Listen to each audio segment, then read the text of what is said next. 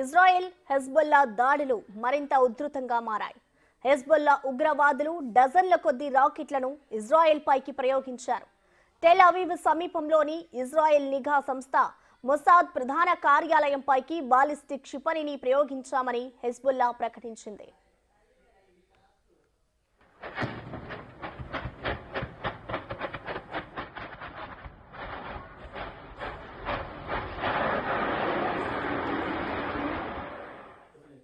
Hezbollah ప్రయోగించిన వందలాది projectiles వల్ల ఇజ్రాయెల్లోని అనేక భవనాలు, ఇండ్లు ధ్వంసమైనట్లు, అనేక మంది ప్రజలు గాయపడ్డారు.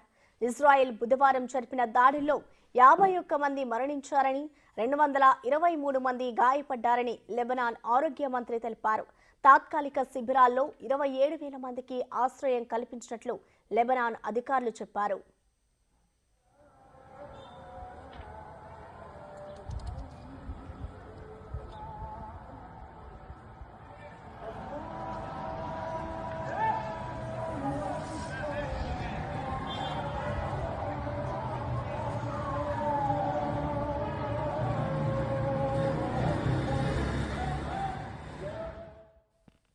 పదకొండు నెలలుగా జరుగుతున్న గాజా యుద్ధంలో టెల్ అవీవ్ లక్ష్యంగా హెజ్బొల్లా క్షిపణి ప్రయోగించడం ఇదే తొలిసారి అయితే దీన్ని ఇజ్రాయెల్ అడ్డుకొని గాల్లోనే పేల్చివేసింది. దాంతో టెల్ అవీవ్కు ముప్పు తప్పింది. ఖాదర్ 1 క్షిపణి గాల్లో ఉండగా టెల్ అవీవ్, సెంట్రల్ ఇజ్రాయెల్లో సైరడలు మోగాయి.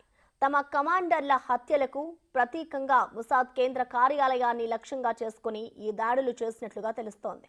బాలిస్టిక్ క్షిపణి దాడికి తమ స్పందన తీవ్రంగా ఉంటుందని ఇజ్రాయెల్ చెబుతోంది. ఇక శత్రువు భూభాగంలోకి ప్రవేశిస్తామని, హెజ్బొల్లాపై భూతుల దాడికి తమ సైన్యం సిద్ధమని ఇజ్రాయెల్ ప్రకటించింది.